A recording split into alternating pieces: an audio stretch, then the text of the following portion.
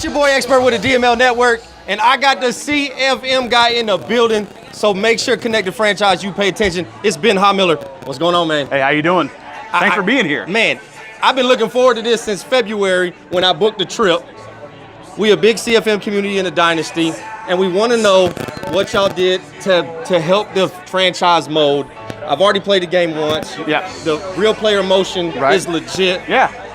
But I want you to talk about Archetypes. How is that going to benefit franchise mode guys when they start building the team? Yeah, I mean, that's the exciting thing this year is we have a lot of great things to talk about in franchise, and we'll start talking about schemes and those archetypes. And so that's probably the biggest change that we've done to the game this year. We've had schemes for a long time now, but they didn't really quite have a huge impact on what you were doing.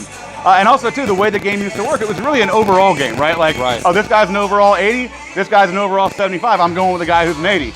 We want to change that a little bit and build into more of the team building aspect of it. So every team has their offensive and defensive schemes. You can change those at any time. And also every positional group has a preferred archetype for each individual scheme. So, you might need a different type of quarterback to run a zone run as you would versus a power O versus all those different breakdowns. Right. Same thing defensively, what do you need out of a 3-4 versus a 4-3 type of thing. So every positioning group has their own archetype. And every position has up to 4 different archetypes in there. So when you're looking at a quarterback, for example, look at say the Chiefs, right? Pat Mahomes, a strong arm guy. So he's going to have that strong arm archetype. His overall is going to be higher for a strong arm than it will be as a field general or as a West Coast guy or as a scrambler. Right. But you, as you're progressing your players, you can upgrade him at any one of those 4 at any time along that way. So you can eventually, over time, make him into more of a field general if that's what you want. So it's really kind of a thing when you think about it.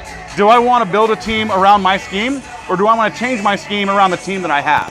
So as you're going through and making all those decisions, you're trying to figure out, okay, why do I want this scheme fit guy? He's going back to that 75 versus 80 analogy, right? If a guy's a 75 overall but is a scheme fit, he's going to progress faster than the guy who's an 80 but isn't a scheme fit. So now you have a reason to go after that guy to try to build him up over longer term because he's going to eventually be better for you than the guy who's an 80. And it's all your choice of what you're doing and how you're going to build that guy up. So it kind of gives you a lot more flexibility there. You're no longer progressing individual ratings at a time. You're progressing an archetype per time, which will boost ratings for whatever that archetype is. So if you're doing something like a scrambler, you're going to get more speed. In that case, it's going to come up, but a speed probably won't come up in strong arm, for example. So everybody watching this that's a CFM guy just got goosebumps that they put that in the game. That's phenomenal. So talk about the other side for a guy that just drafts just to draft, and he's not drafting the scheme. Right. How does that hurt him? Yeah, so the nice part is it really doesn't hurt him in a way. Like, his players are still going to perform on the field. A guy who's an 80 is still an 80. He's still going to be out there. It's not like he's not going to know how to run routes because he's not the right scheme fit. So it's a bonus on top of trying to make your team better and make you pick guys for your team that are going to be better fit for what you're trying to do. So you can think of it that way. And also, if you're a guy who doesn't know what every individual rating does, because we got a lot of ratings and we've added like 15 more ratings this year to help differentiate players. If you just want to upgrade Christian McCaffrey, right? You want to make him even more of a receiving back. Just select the upgrading him as an archetype for receiver, and you're going to get ratings boosts that are along the lines of what you want him to be. Or if you're taking over the Ravens, for example, and you've got Jackson out there, and he's a great scrambler, and you're trying to build him up as more of a passer, you have a much easier path of having to do that and you're also moving him up 1 overall at a time. So you're not moving 1 individual rating point up, you're moving him 1 overall point. So that has a bigger impact when you actually take that guy on the field and play with him. He's going to feel different than last year when you updated an individual rating. They didn't quite feel that different depending on what the rating was. Now it's going to be more impactful when you do upgrade your guys. Okay, so talk about how real player movement affects not just only franchise, but gameplay across the board. Yeah, I mean, it affects everything you're doing in gameplay. So it's the player movement, the player motion, the feel of having weight when they're changing direction, and not that skating through. When a guy's making a sharp cut, he's got to plant that foot, decelerate, and cut back forward. And that, you think about the one-cut mechanic, the brand new one-cut mechanic. So if you're going behind the line and you're using the hit the hole mechanic, which is kind of as maybe Le'Veon Bell, right? Seeing the hole develop, kind of reading it a little bit, moving guys out of the way, and he plants and he goes and he's gone. That's what you can do here is you accelerate out of that cut. And now that guy's gonna hit that acceleration burst and go for that one cut. And then defensively, you've got the counter for that, where you can strafe and from a strafe you can accelerate into that piece. So that's a defensive piece to counteract that. But the real player motion fits everything. Also, too, it goes into all the animation stuff we've done. So you think about catching. One of the things that doesn't get a lot of pub, but I think is a great improvement, are the concept of no catches. Actually having legit drop catches. No longer were you going to have a receiver just go to catch the ball. It just drops out of his hands and he has no reaction to it. And you're left sitting at home going, wait, was that a drop? Did the game just mess up? Like, you don't know. Right. And you see him sometimes too, like just hold it like he had the ball in his hand. Yeah. And so that's gone. Because now you have these actual no catches kind of, or drop catches, right? Where they're going to react to it. And they're going to, have that emotion of, I just dropped the ball. Right. Or they're kind of, I can't believe I dropped the ball. All that sort of thing. That's going to close the loop for that play, that you're going to feel like, okay, he actually did drop it. It wasn't a mistake by the game. And so that sort of stuff, it ends those immersion breakers. And that's the killer, Absolutely. right? In our world, an immersion breaker just takes you out of it. And you're just like, Absolutely. okay, I'm playing the same old game as before, right? It's getting rid of those things that makes you feel more organic and makes it feel real. Okay, does awareness matter in Madden 19? Well, awareness matters always on offense. Now, play recognition matters on defense. CFM, he's giving out free chicken on the DML network. Awareness for offense, play recognition for defense. So in Madden 19, players are going to play more to their ratings than any other Madden before. Yeah. How are some things where that benefits a CFM guy? So, you're talking about playing to their ratings. We talked about the scheme fit stuff and a lot of that piece and the archetypes and making guys, more to what their archetypes are and have their ratings based on that. But let's talk about draft classes for a little bit and these incoming rookies. So we redid every draft class and how those guys are generated because of this new scheme system, because we want to make sure that players are coming in at different archetypes, that you don't have a league that has nothing but elusive running backs 6 years down the line because that's all that got generated. There's got to be a nice healthy balance of the different types in there. And then you've got the draft class editor, so you can go in yourself and edit everything about the draft class you want, or as little, because there's 450 players in every single draft class.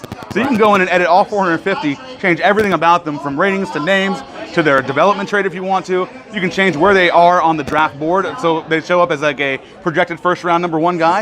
You can make that guy a 65 overall if you want to, and take a guy who's an 83 overall, bury him in the 7th round, and when you're going through and doing your actual scouting, you're going to discover that gem if you found him the right way. And that stuff all you can do with Madden Share too, so that you don't have to do all that work yourself. Someone else is going to do it. Yeah. You can download that and put that in your franchise. Exactly. And that's just an added layer for the CFM guys that they've been asking for, that y'all listened and put in the game, and that's just a benefit for the CFM guys. Would you say this is the best Madden CFM we've seen in the past 5 years? In the past 5, well, so I think 17 was a phenomenal year for franchise. A lot of things that came in there. Last year we didn't add a lot to the franchise mode, but it was I think a quality version of it. But like, if I look at this year, you think about just those sort of pieces, right? The scheme fit changes and things we're doing there. The draft class adds in. That was one piece. In a world that's a sandbox, that was one area we never let you play in. Right. So now you're able to go in and edit whatever you want to there. You've got more immersion too in the front end. So you've got these hubs. These kind of immersive front end. So if you're a coach or an owner, you're going to see your coach in his office in the front end. If you're a player, you're going to see him in the locker room. On draft day, you're going to see this big draft stage. And when you draft a player, you're going to see him walk out. And you used to see the dev trait reveal right there, right? And that was a big moment. Well, it used to just be a little icon, and that icon's still there, but you're going to see this player walking out, full 3D version of him, and if he's a superstar, he's going to come out, he's going to throw the guns up for you. So you're going to get that kind of like, oh wow, I just drafted the next superstar for my team. Nice. So those sort of things to bring a little bit of that immersion to make you feel like it's not just spreadsheets. And then you got snapshots as well, another feature that during the course of the game, it's going to take 5 automatic snapshots from your game, and you can go in and take 5 of your own as well through replay. Those are going to play through the front end. So in your coach's office or in the locker room, they'll be on the TVs behind you. You'll see it cycle through. You're going to see other users in an online franchise. You'll see other users' pictures show up as well. When you come back to that depth chart, when you come back to the main menu, every time you boot up, you're going to see snapshots there. When you load into game, you're going to see snapshots. When you go to the news screen, you're going to see snapshots. So you're going to see things that happened in your games kind of throughout the world of your franchise. So the game doesn't end once you exit out. You have that life all the way through. Nice. Okay, talk about, we took slow development out and added star. Right. What was the reasoning behind changing the development trait up? So it was really comes down to a terminology thing, right? People, we were tired of hearing people say, why are you calling me slow? Why are you calling me a slow development trait? We work closely with the NFL and the NFLPA. We like these guys a lot. They like us. And it's like, oh, why are you calling me a slow development trait guy? So it was more of a thing of we wanted to get rid of that just nomenclature, right? And just kind of change a little bit. So it doesn't really change much as far as the actual on-field piece and how fast guys progress. But also, too, that you bring up a good point, though. We did change how many guys are superstars. Right. Especially in a draft class, there are only going to be 1 or 2, maybe 3 in a draft class. There are going to be less guys that are going to be superstars throughout. And you also are going to have a more likely chance of losing your superstar development trait as a player gets older and maybe is not doing as much on the field. So it will be harder to keep onto that development trait the longer you go in your career. Okay, one thing that we hear a lot in our community for the Dynasty is regression. Right. How did y'all change regression for Madden 19? Yeah, so regression went through a lot of work as well. You know, you got to think about these things like these ratings, and you know, when you're going through and moving up and progressing players using the new archetypes, you know, you reach a certain age, guys should not be getting faster. So you have that cap right there where if you hit a certain spot, guys maybe, some might still continue, some freaks, you know, might still continue to get faster, but most guys are going to hit an age where they're not going to get faster, and they're going to start regressing. And so you can be able to try and stop that, you know, through your choices of your archetype selections. But yeah, there's a lot of work that went into regression overall to try and make it more realistic, to make guys start losing speed faster. I mean, you look at like, you know, real world examples, right? Felix Jones. Think about when they had that combine, the Veterans Combine a couple years ago. Felix Jones was a guy out of college running like a 4.340. 4 years later, he goes to that thing, he's running like a 4.6. It happens. Guys lose that speed so fast. So we want to try and replicate that more and make it more authentic in the game. So you're going to see better regression this year. All right, guys. You see layer on top of layer for the CFM. Ben, are you on Twitter? Oh, at Ben Haumiller, I am there. I read a lot more than I post, though. I'll tell you that right now. Don't be surprised if you don't hear from me right away. But I'm out there. I'm always listening. I love the community. I love what you guys are doing. I love what you have to say. I want that feedback. I want to hear what we can do better. Because, you know, we always can be better. Absolutely. And we're just going to continue building on this as we go Madden Most definitely. to Madden. Most definitely. That's what it is. There's a lot of CFM guys that were concerned with some changes at EA that maybe CFM was going in the wrong direction. And, you know, everything that we've heard this weekend has been CFM, we're trying to build stronger and stronger and stronger. What could you tell the community to kind of calm everybody down and let them know, hey guys, we'll never get rid of CFM. We're trying to build this franchise mode. I mean, franchise is a foundation in which Madden was built on. Franchise is not going anywhere. Franchise is Madden. That's really what it is. Ultimate Team is there, and I love Ultimate Team, and they're doing great things too, but you look at the history, a 30-year history of Madden. Franchise has been there from, you know, I think the first 10 years it didn't have it, but it's been there for 20. It's been around forever. Franchise and Madden is synonymous. And so if you did not believe that we were going the right way, if you did not believe that we were doing the right things, come along for the ride, because the franchise is taking off. You heard it from Ben himself. Franchise is the foundation. And he's not just saying that because he's ahead of CFM here at EA, but he truly does love franchise. Man, can't appreciate enough for you jumping on and being on the DML network to talk what we love the most, which is our connected franchise. That's the best thing, right? That's why we're here, right? To talk about what we love. No doubt. Hey, it's the DML network. It's your boy Xpert, and I'm out.